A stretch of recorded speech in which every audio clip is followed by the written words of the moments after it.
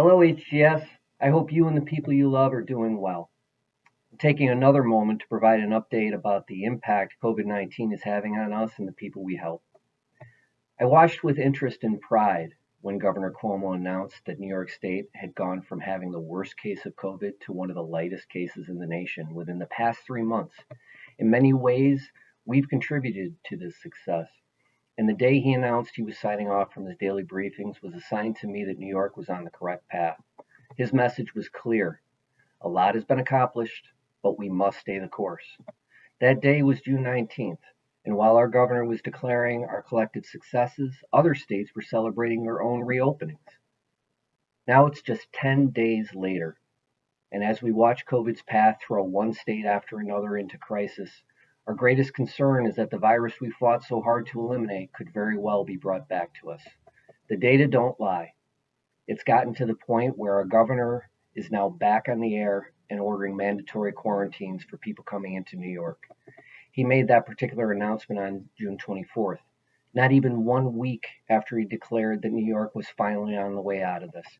That means New York isn't done battling this virus and that we should assume the same for ourselves. In fact, the federal CDC is reporting that the national infection rate could be 10 times what currently is being reported by states. That's causing us to be on high alert, as we should be. But there are some facts that should reassure us. We have done this before, we know what works, and we have the resources. HGS had to learn much earlier and faster than many other agencies when it came to detecting and controlling the spread of COVID. We've become experts over the past few months, and we're in a better position today to address COVID-related challenges than we were when we started in March. We also know what works because we've chased the virus away before.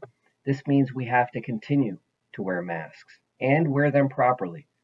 We have to follow the guidelines for social distancing, and we need to wash our hands in surfaces where the virus can live and spread. We also know that in order to really protect ourselves and the people we serve, we need to practice these same behaviors when we're at home. And finally, the resources we have today are in better supply and have evolved to a point where the contagion is able to be managed better in our community if we remain vigilant. Not only do we have more masks and sanitizer available than we had when we started, the testing, tracing, and other community-wide efforts being provided by our local governments are effective to find clusters of contagion. This is what will prevent major outbreaks and also prevent the need to shut down places or risk people's access to the community unnecessarily. But it's also why we have to be so careful. Think about it. Our kids and families are generally in what? Clusters. A cottage of people living together is a cluster. A house with people inside it is a cluster, which is why we need to take the highest level of precautions. We can't bring this disease to these clusters, and the people who are in them need to know how to reduce and prevent the spread of this disease. So the bad news is that this disease is going to be around for longer than many of us had hoped. But the good news is that we've chased this disease away before and are in a great position to continue our success in doing so, if we're patient, if we're focused, and if we continue the practices that keep our communities safe. Your leadership is continuing to assess the situation and communicate updates to you, and we will continue to do so as long as this disease remains a threat to both the lives and the livelihood of so many. My closing message this time is simple. Stay the course. We've done a great job, and we need to keep doing it. Thank you to all of you who have sacrificed so many of your own wants for the needs of others.